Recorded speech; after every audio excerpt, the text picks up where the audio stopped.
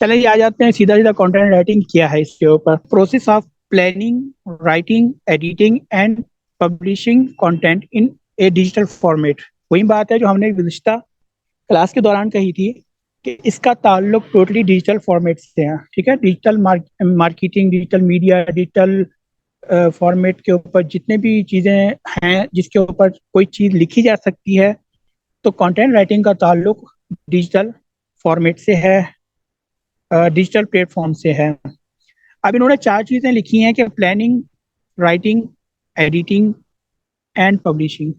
एक content writing के अंदर अगर ये चीज़ें आ रही हैं, तो क्रिएटिव कंटेंट के अंदर भी यही चीज़ें हैं, कुछ अलग नहीं है। वहाँ पर भी पहले बंदा सोचता है, उसके बाद फिर लिखता है, उसके बाद फिर वो उसको पढ़ता है, उसमें से गलतियां वगैरह देखता है, फिर उसको पब्लिश के लिए दे देता है।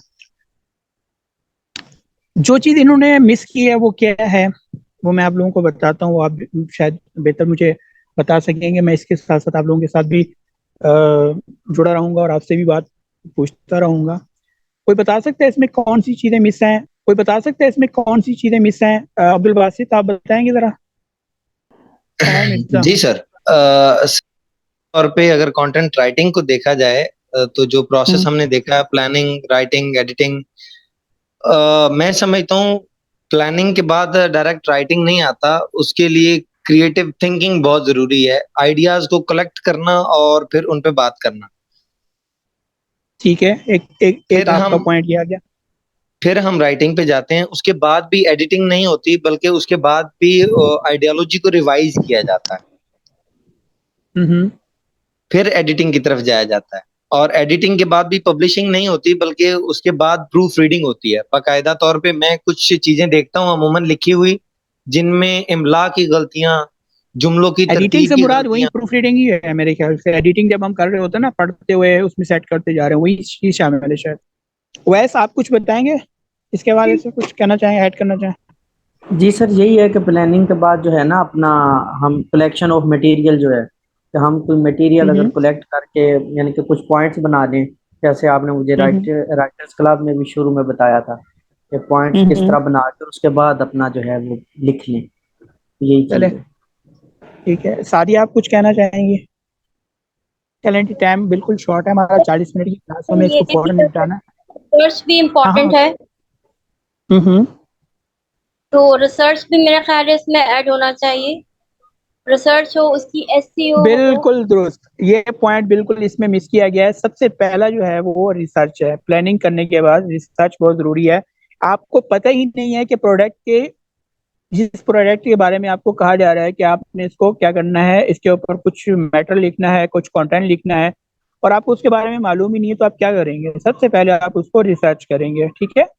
कुछ वेबसाइट्स मैं आपके सामने रखूंगा, आपको उसका अंदाजा हो जाएगा कि वेबसाइट्स के ऊपर जो चीज लिखी हुई है, उस लिखे हुए मैटर को देख करके अब मैं आपको कहता हूँ जी, इसके ऊपर मुझे ना एक मिसाल के तौर पर कोई प्रोडक्ट है, उसको मार्केट करना है हमें, तो उसके ऊपर कंटेंट लिखवाना है। मैं वो आपको प्रोडक्ट का नाम बता देता हूँ भी, इस पे हमें ना कुछ लिखवाना है। फिर मैं आपको देके बाद, उसके बाद मैं आपको भूल जाता हूँ। मैं कहता हूँ जी अगले 24 घंटे के अंदर मुझे ये चीज़ चाहिए, फिर मैं चला जाता हूँ और अगले 24 घंटे तक मैं उसके बारे में आपसे कुछ डिस्कस नहीं करता। फिर मैं आके आपसे पूछना जी कंटेंट आपने तैयार किया, तो आप मुझसे कहेंगे जी वो तो हमें पता ही नहीं। पता नहीं है, यही आपका काम है उसको पता करना। अगर आपको उस प्रोडक्ट की कहीं से भी रिसर्च नहीं मिल रहा, कुछ भी नहीं मिल रहा मटेरियल, तो आप मुझसे पूछेंगे कि इसके बारे में कुछ मटेरियल प्रोवाइड कर दें। मैं कुछ मैटर इधर उधर का कचरा पकड़ के आपको फेंक दूंगा और बोलूंगा इसमें से आप देख लें। फिर आप उसको पढ़ेंगे, उसको समझेंगे, फिर उसमें से आप अपनी प्रोडक्ट, अपनी पार्टी, सियासी जमात है या ऑर्गेनाइजेशन है, उसके बारे में आप वहां से मटेरियल कांटेक्ट करेंगे और फिर आप वहां से लिखना शुरू करेंगे कुछ शॉर्ट चीजें निकाल के, जिसके जरिए से आप मुख्तलिफ, सॉरी, मुख्तसर और जामे एक तहरीर लिखेंगे। वो तहरीर हमारी जो है वो फिर आगे बढ़ेगी। आया कि हम उसको कमर्शियल ऐड बनाते हैं या फिर हम उसको किसी जगह पे पब्लिश के लिए देते हैं, किसी वेबसाइट वगैरह के लिए। ठीक है। तो रिसर्च का एक जो ऑप्शन था वो इसमें मिस किया गया था। बाकी इसके बाद बाकी चीजें जो हैं वो भी इसमें शामिल हैं, जो अब्दुल बासित और ओवैस ने ऐड की हैं। चलें जी, बहुत शुक्रिया जिसने भी इसमें ऐड किया था। अपना नाम लाजमी बता दीजिए, मुझे यहाँ पर नाम उसमें शो नहीं होता।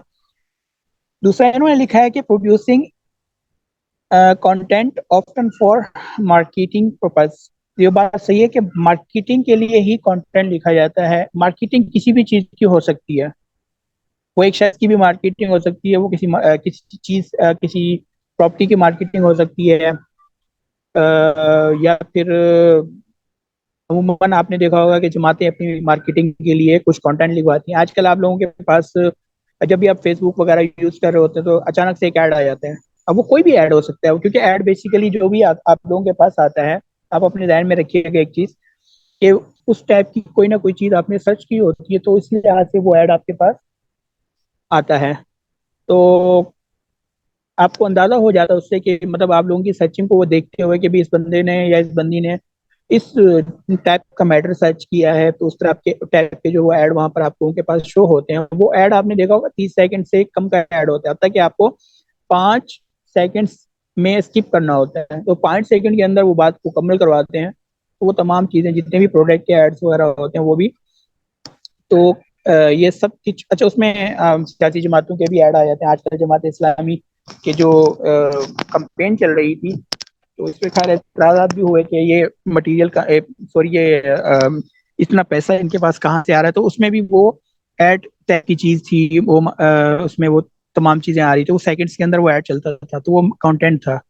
कंटेंट राइटिंग और क्रिएटिव राइटिंग में फर्क क्या है? हाँ, इतनी गुज़िश्ता क्लास और अब तक की बातों में कुछ तो अंदाजा हो गया होगा, फिर भी इसमें जरा हम उसके ऊपर बात करेंगे। कंटेंट राइटिंग और क्रिएटिव राइटिंग के अंदर फर्क क्या हो सकता है? ये है कुछ, ये असल में ना मैंने अपने तौर पे कुछ चीजें निकाली हैं। हो सकता है इसके अलावा भी हो, दीगर का मतलब ये मैंने लिखा है कि इसके अलावा भी बहुत सारे, हम जरा अगर डीपली जाएं, थोड़ा सा तफसीली जाएं, तो इसमें बहुत सारी चीजें और भी इसमें ऐड हो सकती हैं। कंटेंट राइटिंग के अंदर जितना भी मटेरियल होगा डिजिटलाइज राइटिंग में होगा, और क्रिएटिव राइटिंग के अंदर जो है वो मटेरियल जो है वो प्रिंट होता है, या फिर वो वेबसाइट वगैरह पे भी लगता है, लेकिन वो उसके जो फॉर्मेट होता है वो कुछ और होता है। कंटेंट राइटिंग का जो फॉर्मेट होता है वो कुछ होता है, और इसकी हदूद और कुयूद भी है कुछ, वो भी मैं आप लोगों के सामने रखूंगा, जिससे आपको मजीद अंदाजा होगा और बेहतर तरीके से आप इसको समझ सकेंगे। ठीक है, आप अपने जहन में ये क्लियर कर लें कि कंटेंट राइटिंग के अंदर जो मटेरियल होता है वो डिजिटलाइज होता है। दूसरा, वेब कंटेंट, वो भी वही चीज है जो ऊपर लिखी हुई है, लेकिन उसमें और इसमें थोड़ा सा फर्क यह है कि उस ऊपर वाली चीज के अंदर तमाम चीजें जाती हैं। तो वेब कंटेंट जो होता है वो भी इसमें कंटेंट राइटिंग में आता है, लेकिन थोड़ा सा फर्क जो होगा वही आपको समझना है, वो आगे चल के हम अपने इसके अंदर क्लास के अंदर बताएंगे। इसके अंदर ब्लॉग्स भी आ जाते हैं। वेब कंटेंट अलग चीज होती है, ब्लॉग्स अलग चीज होते हैं। सोशल मीडिया पोस्टेज जो होती हैं वो भी इसके अंदर आते हैं, और मुख्तलिफ चीजें हैं। क्रिएटिव कंटेंट और कंटेंट राइटिंग के अंदर फर्क बताना मकसूद। तो शॉर्ट स्टोरीज जो हम लिखते हैं वो क्रिएटिव कंटेंट के अंदर आती हैं। एक चीज जो मैंने अपनी डेमो क्लास के अंदर बताई थी वो मैं आप दोबारा आप लोगों के सामने क्लियर करूं कि कंटेंट राइटिंग क्रिएटिव राइटिंग में फर्क दो चीजों का है, और वो अपने जहन में रख लीजिए।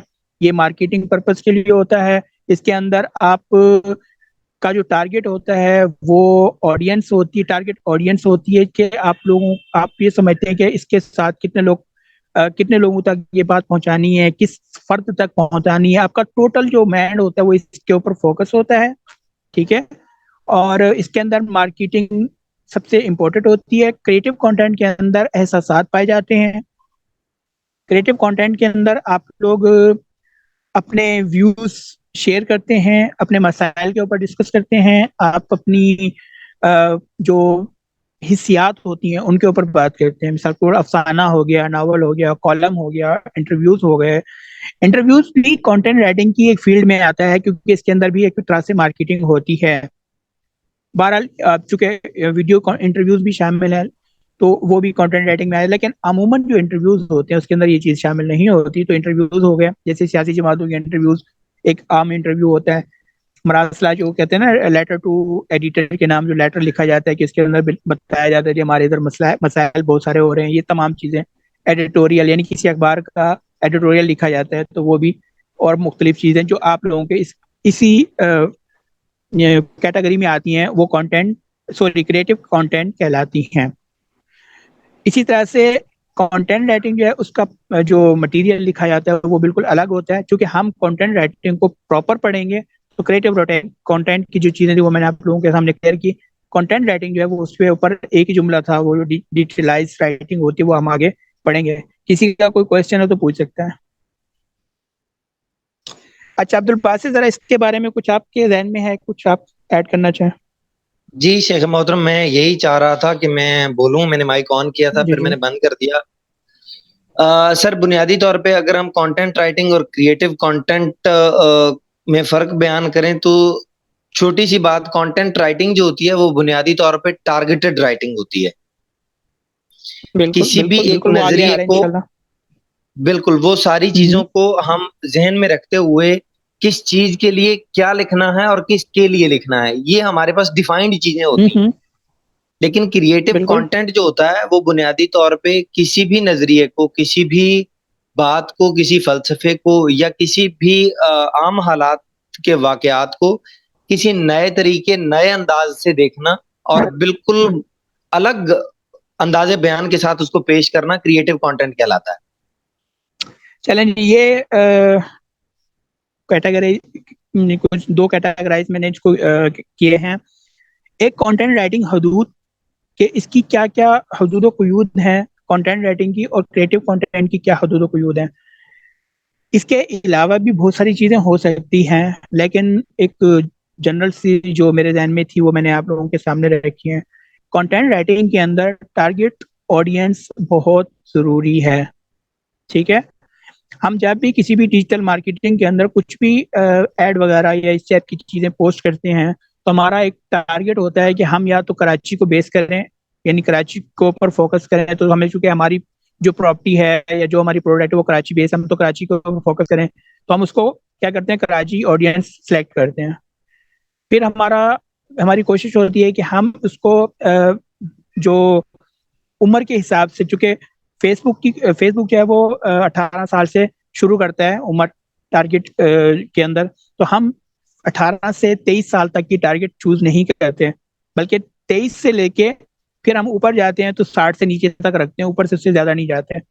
तो हमें अंदाजा है कि चूंकि इस दौरान जो है जो लोग हैं वो बेसिकली किसी भी चीज को खरीदने, फरोख्त करने, बेचने या हर तरह के वो खुद मुख्तार होते हैं। एक बच्चा जो है 18 साल का वो हो सकता है क्लिक भी कर ले, वो हमसे रब्ता भी कर ले, लेकिन वो भी यही कहेगा चलो मैं अम्मा से या अब्बा से या अपने घर वालों से पूछ के, बड़े भाई से पूछ के बताता हूँ। ठीक है, तो हमारा एक टारगेट होता है, हम उसको चूज करते हैं, फिर उसके बाद आगे बढ़ते हैं। इस तरह से और भी कुछ चीजें हैं वो भी की जाती हैं, जिसमें खास तौर पे सिलेक्शन होती है कि आप कौन सी कैटेगरी को सिलेक्ट करते हैं। मिसाल के तौर पर प्रॉपर्टी, तो प्रॉपर्टी को किया जाता है कि जो लोग प्रॉपर्टी से वाबस्ता हैं उनको, या कम से कम उन लोगों ने कहीं ना कहीं किसी न किसी जगह पे किसी ना किसी सोसाइटी को विजिट किया होता है, तो हम उसको टारगेट करते हैं।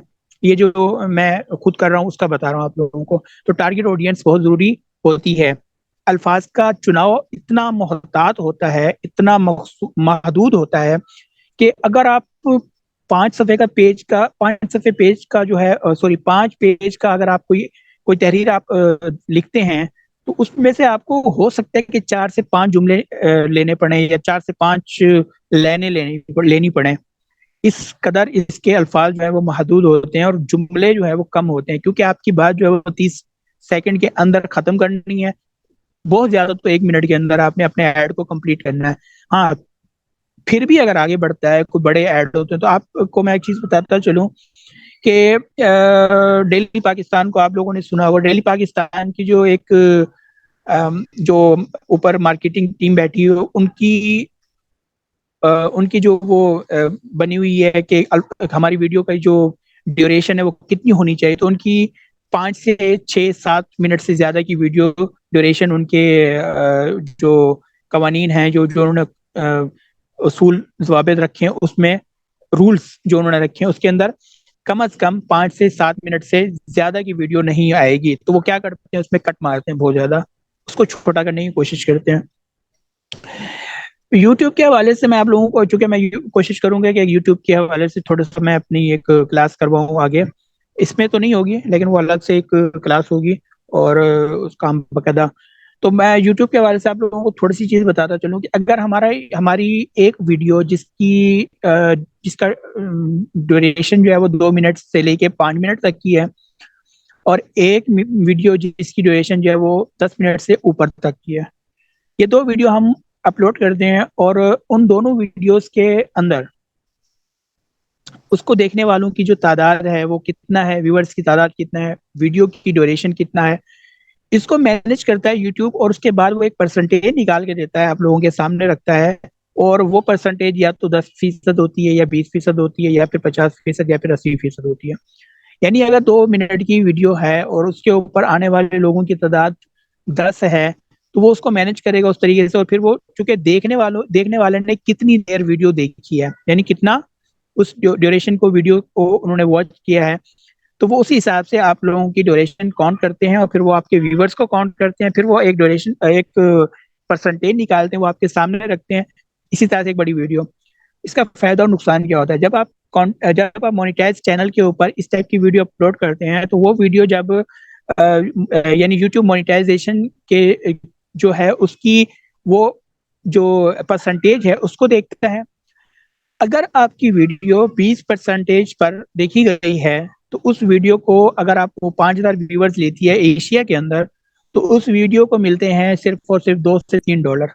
अगर वही वीडियो आपकी ड्यूरेशन 50% है, तो वो वीडियो आपको देती है 5 से 6 हजार व्यूवर्स के ऊपर आपको देती है $5 से $7। ठीक है। आपको जरा इसका अंदाजा होगा कि कम वीडियो के ऊपर क्यों फोकस किया जाता है, महदूद अल्फाज क्यों रखे जाते हैं।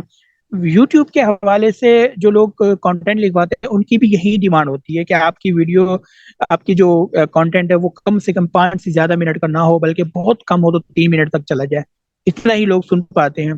तो शॉर्ट से शॉर्ट होता है, महदूद अल्फाज होते हैं, आपको वक्त बहुत कम होता है आपके पास। यानी अगर आप किसी के लिए कंटेंट लिख रहे हैं, एक ऐसी रिपोर्ट के ऊपर लिख रहे हैं जिसकी उम्र जो है वो सिर्फ 2 से 3 घंटे है, यानी अगर 2 से 3 घंटे में आपने वो चीज ना लिखी तो वो आम हो जाएगी, और फिर उसके बाद उसकी जरूरत नहीं पड़ेगी, तो आपसे वो मना कर देंगे, जी सॉरी अभी हमें नहीं चाहिए, आपके पास वक्त नहीं होता।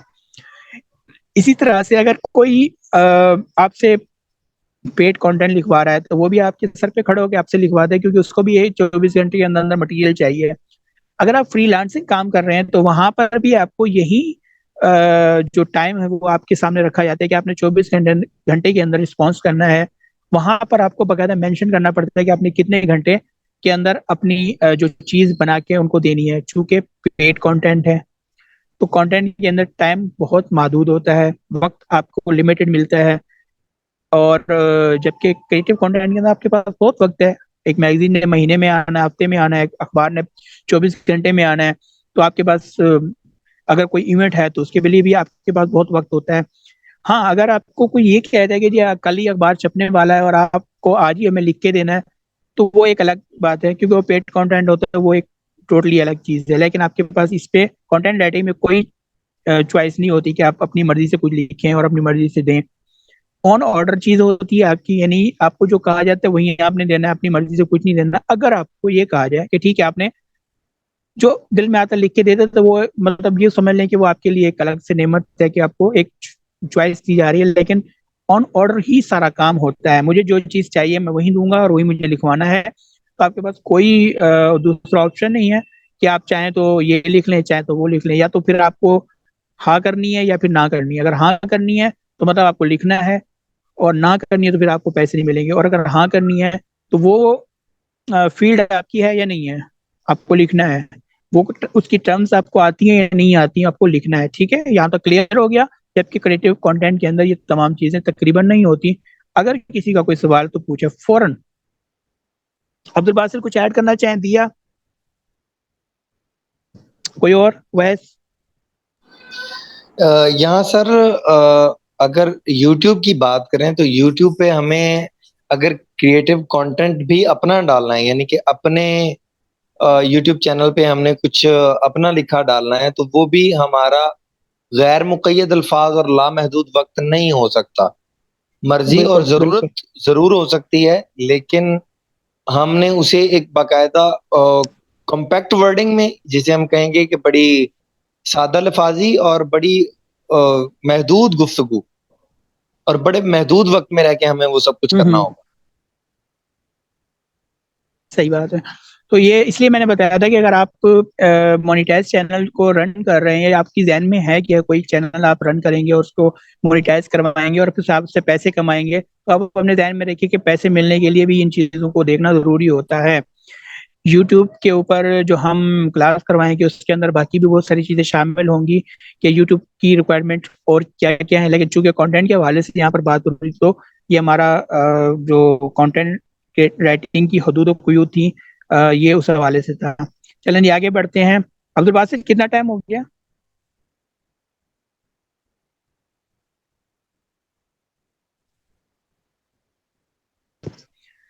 जी, इम्पोर्टेंट जो हमारा अभी टॉपिक है वो ये है कि कंटेंट राइटिंग की एग्जाम। कंटेंट राइटिंग की हमने एग्जाम शुरू में जो बताई थी वो बहुत ज़्यादा थी। मैंने उसको शॉर्ट किया, कोशिश ये की कि क्लास के दौरान जो हमें ज़रूरत की चीज़ें वो लें और उसके हम ऊपर हम जो है वो बात करें। कंटेंट राइटिंग के अंदर जो ये जो चीज़ें आपके सामने हमारे इस वक्त, इस दौर में, इस दौरानिए में हमें इन चीज़ों की ज़रूरत पड़ती है। बाकी हम जितना ज़्यादा चले जाएं डीपली, बहुत ज़्यादा चीज़ें हैं और उनके ऊपर बात भी हो सकती है। सबसे पहली चीज जो है वो ये समझना है कि कंटेंट राइटिंग है क्या। फिर उसके बाद ये कि हम हमारी पहुंच तक या हमारे दायरा अख्तियार तक जो चीजें आती हैं वो कौन कौन सी हैं। सबसे पहली चीज, web page copy. Web page copy क्या होता है? जो वेबसाइट के ऊपर कंटेंट डलता है वो तमाम के तमाम उसको वेब पेज कॉपी कहा जाता है। ये इसकी एक बहुत इंपॉर्टेंट किस्म है जो हमारे सामने अमूमन रहती है और होगी, और ये हमेशा ही रहेगी, क्योंकि वेबसाइट्स का दौर आ रहा है और धीरे धीरे जैसे जैसे हमारे हाथों में एंड्रॉइड मोबाइल या स्मार्टफोन या फिर लैपटॉप वगैरह की रेंज बढ़ती जा रही है, वैसे वैसे ही ये चीज़ें अब आगे आ रही हैं और पेपर वगैरह का जो कंटेंट है, जो कॉन्सेप्ट है वो तकरीबन खत्म होता जा रहा है। और दुनिया की भी एक यही सोच है कि पेपर को ख़त्म करके तमाम चीज़ें जो वो सॉफ्ट कॉपी में लाई जाएं। इस तरह से क्लासेस वगैरह के अंदर भी लोग जो है वो कॉपीज के बजाय टैबलेट वगैरह लैपटॉप को इस्तेमाल में ला रहे हैं। तो ये बहुत ज़्यादा इंपॉर्टेंट है, web page copy. Video video के ऊपर वो तमाम चीज़ें जो आती हैं जो हम आगे चल के डिस्कस भी करेंगे और आप लोगों को मालूम भी है। उसके अंदर स्क्रिप्ट भी होते हैं और डिस्क्रिप्शन भी होते हैं।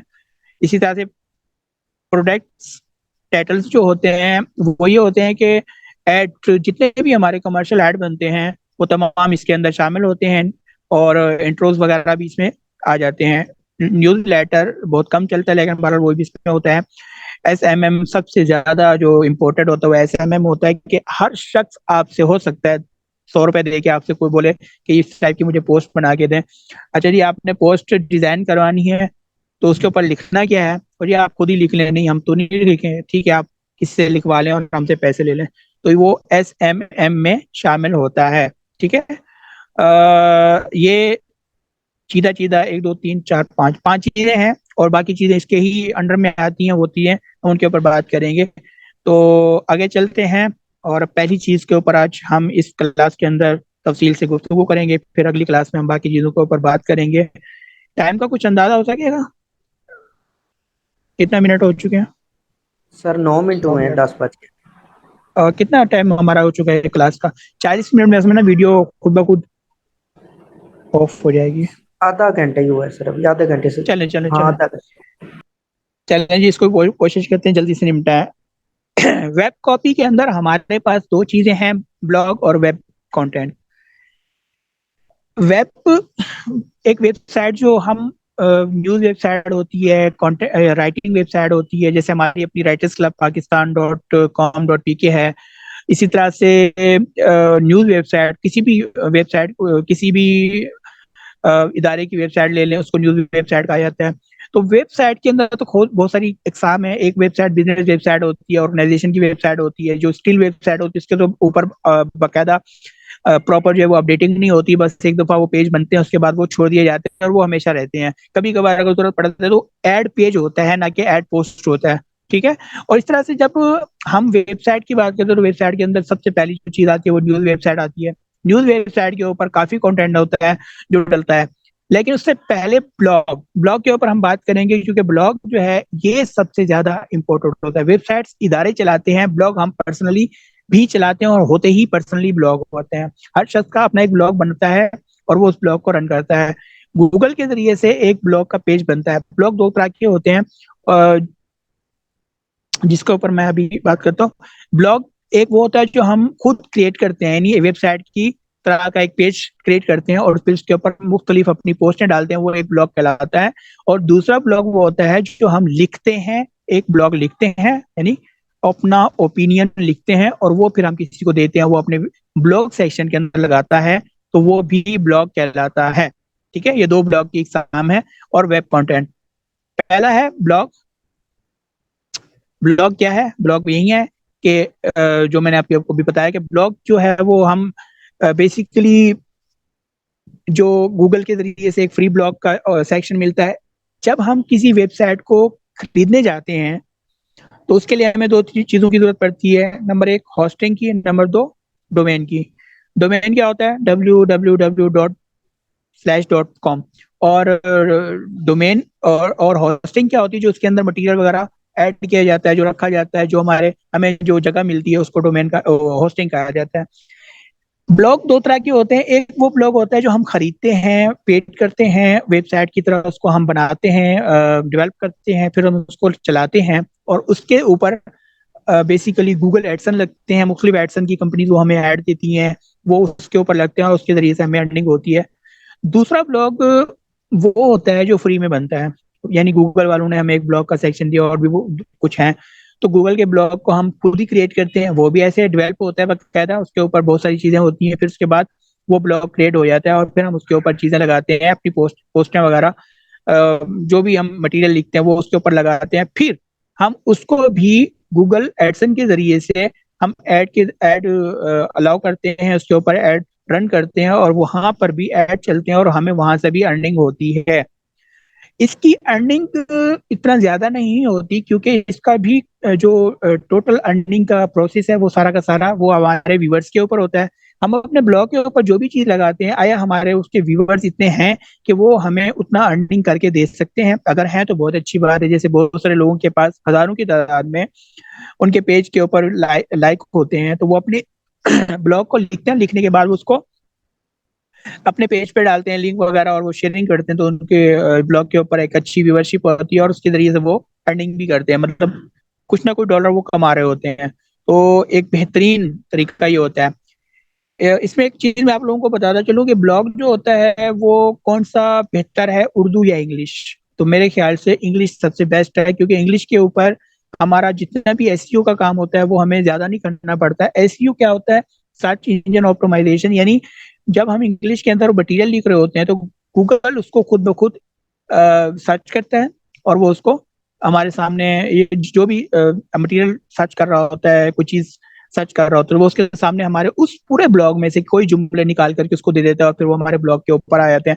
वो उसको पढ़ते हैं, कॉपी करते हैं वगैरह वगैरह, लेकिन हमें एक व्यूअरशिप मिलती है उसकी, और वो व्यूअर्स हमारे ऐड के जरिए से हमें अर्निंग दे रहे होते हैं। ठीक है, तो ब्लॉग बेसिकली दो हैं। एक वही ब्लॉग है जो आप लिखते हैं और खुद बनाते हैं, क्रिएट करते हैं, वेबसाइट की तरह होता है, यानी वेब ब्लॉग क्या है, तो उसके ऊपर आप कम से कम अभी इस वक्त अगर आप अपना ब्लॉग बनाना चाहते हो तो आपको 4,000 की उसकी सालाना फीस अदा करनी पड़ती है। 2,000 आपका डोमेन होता है, 2,000 आपका होस्टिंग का होता है, फिर आगे चल के उसकी फीस हमारे हमेशा सालाना आपको देनी पड़ती है। अगर आपका उसके ऊपर मटेरियल ज्यादा हो जाता है, उसको बैंडविड्थ कहलाता है, तो अगर वो मटेरियल ज्यादा हो जाता है तो आपको फिर बैंडविड्थ बढ़ाने के लिए भी कुछ पेमेंट करनी पड़ती है। दूसरा जो फ्री होता है उसके ऊपर आपको कुछ नहीं पेमेंट करनी पड़ती है, आप अपनी मर्जी से जितना मटेरियल डालना चाहें डाल सकते हैं। उसमें लिमिटेड अनलिमिटेड है, वो लिमिटेड कुछ भी नहीं होता।